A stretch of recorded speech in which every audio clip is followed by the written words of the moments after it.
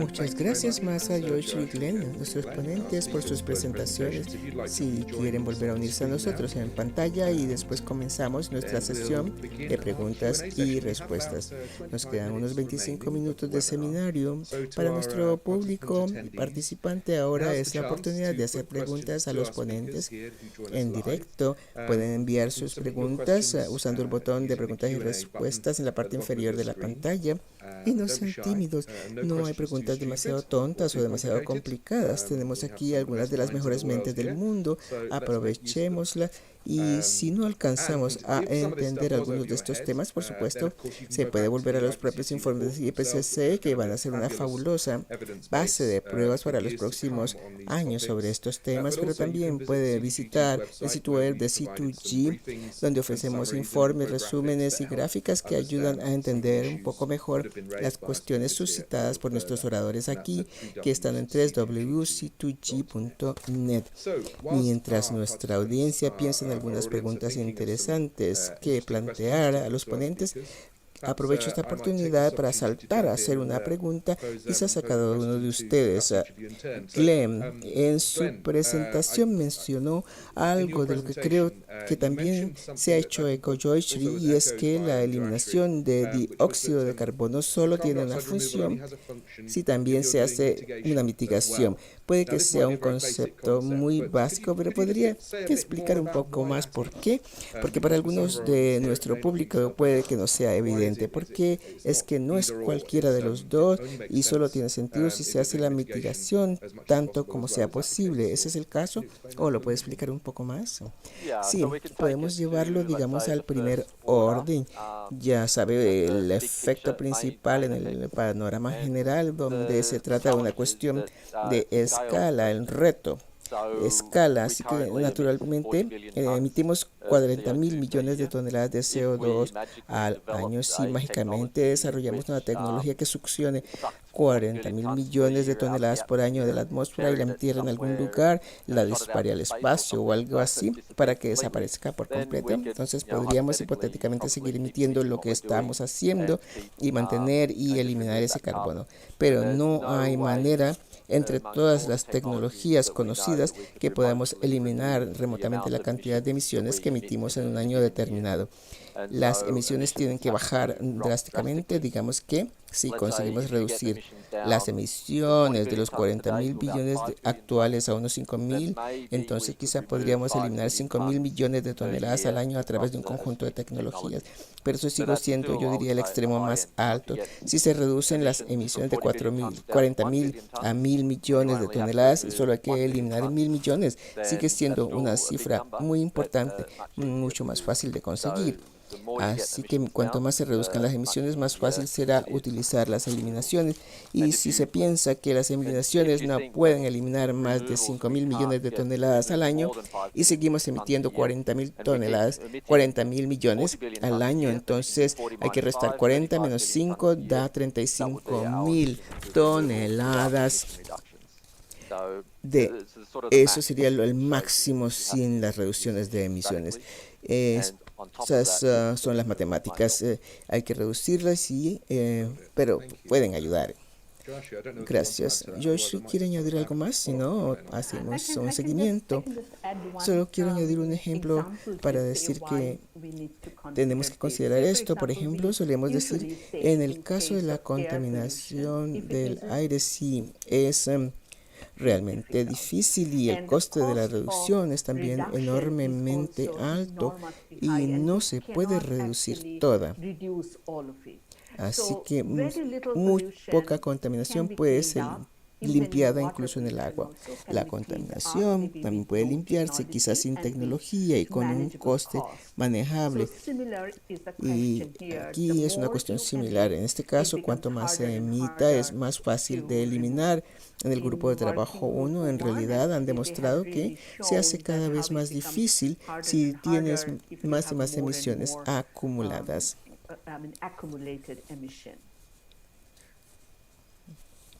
Gracias, George. Ya llegaron las primeras preguntas. Reservaré mi pregunta de seguimiento para Glenn y pasaremos directamente a la primera pregunta de Marie Valentin Florin, que dice, ¿con qué opciones ve los principales retos de sostenibilidad mencionados brevemente? Por ejemplo, ¿cree que el DAX podría incurrir en grandes riesgos? La verdad es que no lo sé. Por cierto, ¿quieren responder a esto, George?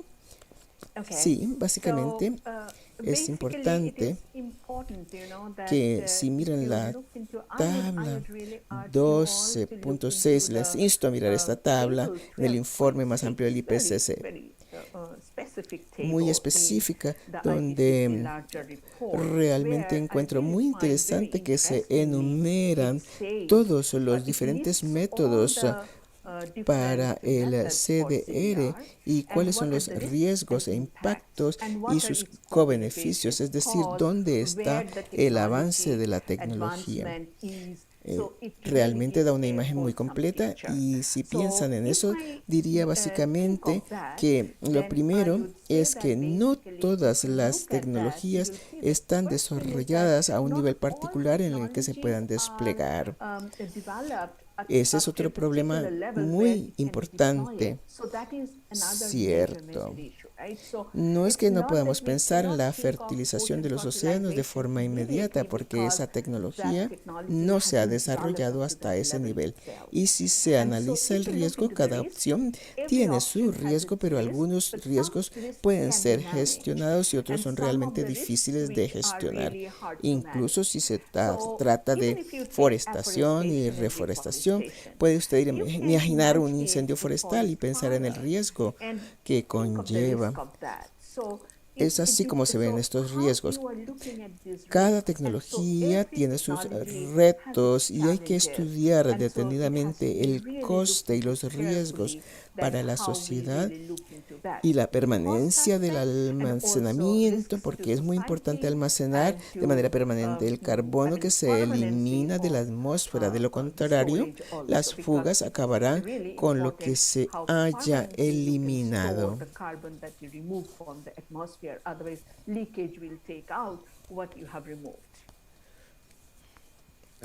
Gracias por esa respuesta. ¿Puedo añadir algo rápidamente sobre la captura directa de aire? Porque la captura directa de aire se considera a menudo como la salvación de todos estos riesgos, porque puede evitar potencialmente algunos de los riesgos. La ventaja de esta captura es que la instalación en sí deja una huella muy pequeña en comparación como por ejemplo la forestación o la bioenergía con captura y almacenamiento de carbono, etcétera. Así que no ocupa mucho terreno, pero la captura directa de aire requiere una cantidad excesiva de energía, así que hay una huella de tierra asociada con esa energía y además si nos acercamos al 100% de energías renovables, puede haber una competencia feroz por esa última parte de energía.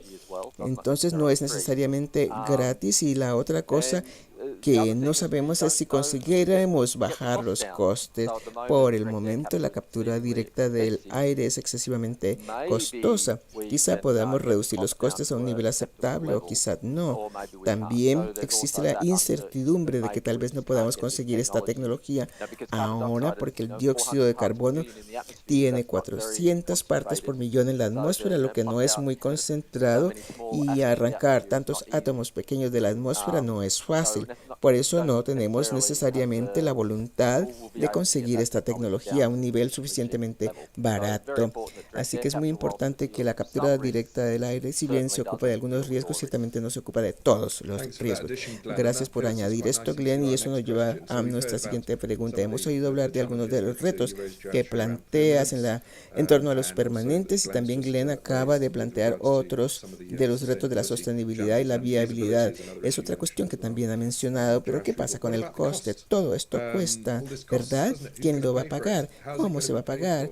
Y ahora tal vez esto sea más una cuestión de política, pero ¿hay alguna idea de que haya surgido en el informe o que se sepa sobre cómo se puede pagar?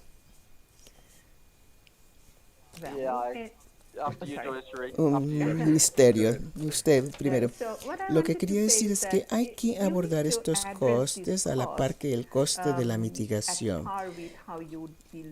Así es, porque de todos modos hay que mirarlo desde ese punto de vista, aunque tiene que estar asociado a la necesidad específica de emisiones difíciles de reducir y a cómo se aplican estas CDR. Si se mira la vía de las emisiones difíciles de reducir, por ejemplo, en las industrias o en las emisiones que no son de CO2 que quedan o que no pueden reducirse en el momento neto cero y dado el objetivo y el momento neto cero. En ese caso puede ser más barato, pero ¿quién paga ese coste? Esa sería siempre una pregunta importante. ¿Cómo se resuelve toda esta cuestión de los costes de mitigación? Lo que quiero decir es que no creo que se haya respondido en el informe del IPCC, porque esto va a ser más bien una cuestión de políticas, porque esto se puede ver como una cuestión de política de quién asume la carga del coste de la mitigación, cómo se relaciona con la emisión histórica o cómo se impone la carga en los que no han emitido. ¿Cómo se ve esta mitigación? La mitigación acumulada hoy en día y cuándo se elimina realmente el carbono.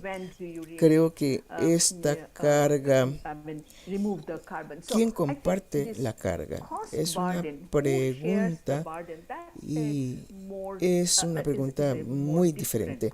No creo que el IPCC responda a esto porque se trata más de examinar cuánto cuesta, cuáles son los beneficios y esa es la cuestión. Claro está. ¿Alguno de ustedes quiere añadir? Glenn o Joshua, sí, puedo añadir un poco más sobre la dimensión de la equidad. Estábamos hablando de la escala. La escala puede ser inmensa en esta tecnología y en algunos escenarios entre el 10 y el 20% del PIB mundial se gastarían en tecnologías para eliminar el carbono de la atmósfera. No es una cifra marginal, pero solo para ponerlo en perspectiva como hoy, creo que incluso pueden ir algunas empresas y estas pueden pagar, no sé, $500,000 o lo que sea y se les perdonan los pecados por todo lo que han emitido en los últimos 12 meses o algo así. Y eso puede sonar relativamente barato, ¿verdad? Así que puedo continuar con mi vida y pagar únicamente $1,000 al año y el problema queda resuelto. Así que hay algunas cuestiones aquí y es que no todo el mundo tiene $1,000 al año para pagar y hay un gran problema de equidad. Esto no constituye reducción de las emisiones tampoco. Creo que esto es continuar con nuestro estilo de vida y compensar por emisiones. Así que mientras que podría ayudar cuando tenemos la eliminación de dióxido de carbono a una escala muy pequeña, si quieres, que todos en el mundo sean capaces de hacerlo. Entonces necesitas eliminar 40,000 millones de toneladas de CO2 que simplemente no funcionan. Se observa aquí un gran problema de equidad y se además basa a la escala y piensan en quién es el que paga, también en los ricos. El mundo rico recibirá la primera tanda de la primera eliminación de dióxido de carbono, es decir, la primera de las 5,000 millones de toneladas. ¿Se irán a parar al mundo rico o irá a parar, digamos, a los sectores difíciles de mitigar, a hacer el trabajo duro, a compensar la producción de fertilizantes para la producción de alimentos, etcétera, etcétera? Así que hay una priorización realmente importante y solo para añadir una cosa esencial que Joyce ha añadido es que la mitigación, el despliegue de las energías renovables para reemplazar el carbón son mucho más baratas que estas tecnologías para eliminar el carbono de la atmósfera. También son muy importante recordarlo. Gracias, Glenn. Ahora, las matemáticas masa. He mirado un punto sobre la financiación final o el aspecto financiero, el aspecto del coste y la escala de CDR previstas en los escenarios son muy grandes. Si se implementa, tal vez como es sugerido en los modelos, se van a realizar muchas transferencias financieras entre las regiones. Algunos países han hecho mucho más CDR y para otras partes del mundo, debido al gran tamaño esperado en los modelos, modelos si se multiplica esto por el precio del carbono que se va a disparar. Eso es, si podemos diseñar tal esquema financiero, eso es una pregunta muy importante. Así que creo que hay un gran problema de gobernanza, es de puro dinero, pero es un gran desafío. Ahora mismo no lo tenemos. Es un punto muy interesante, Masa. Gracias por esa adición. Creo que la escala de la que se habla aquí se desprende del informe que podría ser necesaria en el futuro es francamente alucinante. Y como has dicho, George, a medida que la escala aumenta también lo hacen los riesgos y algunos de estos en torno a la viabilidad y a los conflictos de impacto sobre el uso de la tierra. Creo que mencionaste, por ejemplo, solo para pasar a nuestro otro tema, que necesitamos cubrir aquí en la modificación de la radiación solar. Masa, tenemos una pregunta de Klaus Radomski que dice, ¿los riesgos que vienen de SRM cambian dada la magnitud del enfriamiento que se logrará? Creo que esa es la pregunta. Así que estamos tratando de hacer más enfriamiento con esta tecnología teórica. ¿Los riesgos aumentan más o menos al mismo ritmo? ¿O es que qué es lo que nos dice el informe al respecto? Sí, el riesgo depende de eso, es decir, tanto la eficacia de la refrigeración como el riesgo de la SRM depende de la magnitud de SRM, por supuesto, y eso también es similar a la CDR. Así que plantar árboles no causa mucho problema y estas cosas son pequeñas. La pequeña cantidad de partículas de alcohol en la atmósfera no constituye mucho enfriamiento ni tampoco crea muchos riesgos. Creo que el mejor ejemplo sería el efecto Terminator. Si se despliega el SRM a gran escala y se detiene de repente, se va a desenmascarar el calentamiento de efecto invernadero y se va a producir un calentamiento muy rápido en todo el sistema climático. Pero a esa magnitud depende de la cantidad de enfriamiento. Si tienes, digamos, 2 grados de enfriamiento, entonces si lo detienes allí, entonces tienes un repentino calentamiento a grados insoportables, supongo. Pero si lo usas para reducir el exceso de 1,5 grados en 0,1 grados, e incluso en el peor de los casos, el riesgo de terminación es proporcional a 0,1 grados de enfriamiento.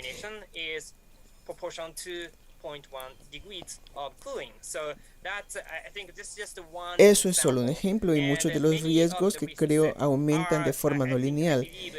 Si se utiliza la SR en una escala más pequeña, los riesgos pueden ser contenidos. Creo que eso es solo una forma de decir que la SRM no puede ser la opción principal.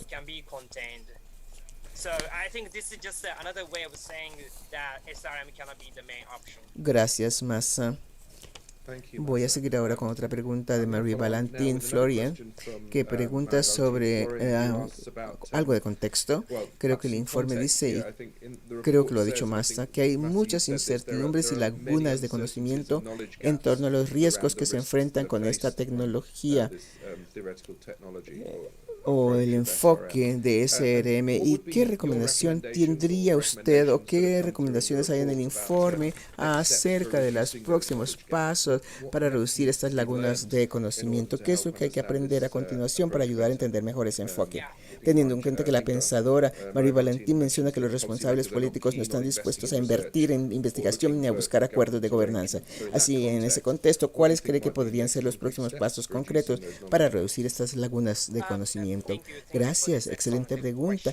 Tengo que quitarme el sombrero del IPCC porque es un entorno de políticas, no la política prescriptiva, sino si debemos hacer investigación sobre SRM en sí.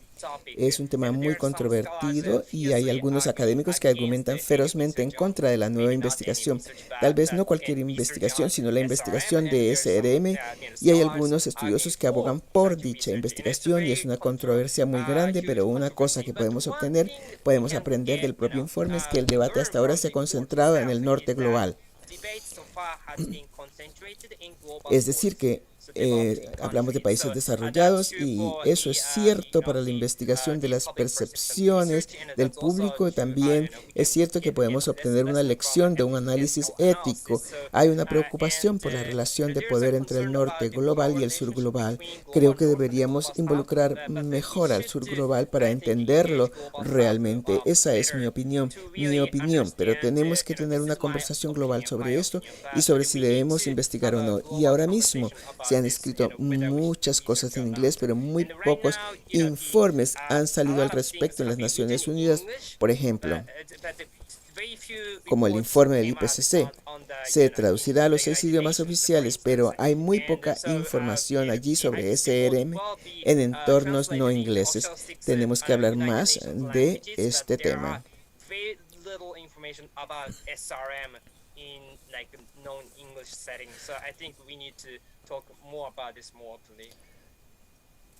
Muy bien, gracias. Y para promover algunos recursos de CTU que son imparciales, están disponibles en diferentes también en otros idiomas y tenemos sesiones informativas sobre el informe y el otro informe y algunos componentes. Es un punto muy interesante. Recuerdo haber leído en el informe, creo que en el recuadro del grupo de trabajo interinstitucional sobre SRM, que la investigación está dominada por el norte global y eso probablemente tiene implicaciones para la gobernanza. Me imagino que cree también implicaciones. Marie-Louise, Marie Valentín estaba llegando a qué implicaciones tiene esto para la investigación de estas tecnologías emergentes que están dominadas por el norte global y los investigadores. Y no sé, tal vez esta es una pregunta para Joyce y Glenn con respecto al CDR, pero también Masur. ¿Qué implicaciones, pregunto, tiene esto? Es decir, ¿realmente supone una diferencia o no? Sí, creo que sí. Necesitamos incorporar el abuso de esos puntos de vista y el abuso del sur global. Y creo que es porque tenemos básicamente muchos daños que ocurrirán en el sur global y la gente, ¿qué va a hacer cuando se les pretende ayudar?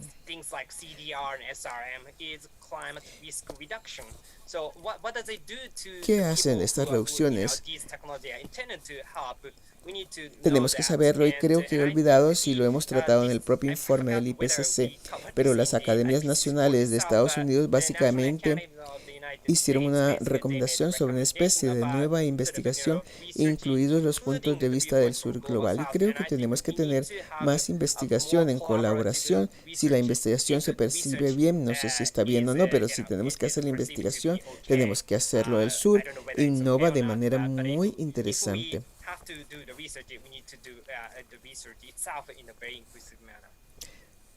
Gracias. Joyce, básicamente diría que es importante cómo tenemos la cooperación global en el intercambio de conocimientos y el desarrollo de tecnología, porque también tenemos que tener en cuenta que estamos hablando de acciones o medidas inmediatas muy urgentes. Si tenemos que tomar medidas inmediatas, no puede ser el modelo de transferencia de tecnología. Pero si se despliega y se aprende en un país y luego se va a otro, de modo que 30 o 40 años de aprendizaje que sucede a nivel mundial no es posible. Si nos fijamos en la eficiencia energética, ha tardado entre 30 y 40 para convertirse en un fenómeno global, pero eso es algo que no podemos permitirnos. Así pues, cualquier desarrollo tecnológico para hacer frente al cambio climático tiene que producirse con la cooperación internacional. Esto es algo que acaba de surgir en el capítulo 15 del informe del IPCC, donde se habla mucho de la cooperación internacional. Y así, sin la cooperación internacional, no creo que pueda producirse ninguna aceleración en la mitigación o la eliminación o gestión de la radiación si se produce. Por lo tanto, es muy importante que la cooperación mundial se integre en todo el proceso para que desde el principio la investigación sea inclusiva y que los beneficios lleguen a todos al mismo tiempo sin ningún retraso.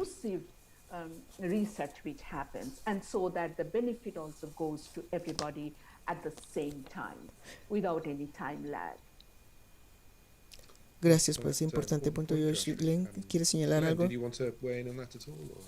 Sí, solo entraría con un ángulo de escenario un poco difícil, debería decir, y pensando de dónde vienen la mayoría de los escenarios y quién los está desarrollando, como estaba mostrando en mi presentación.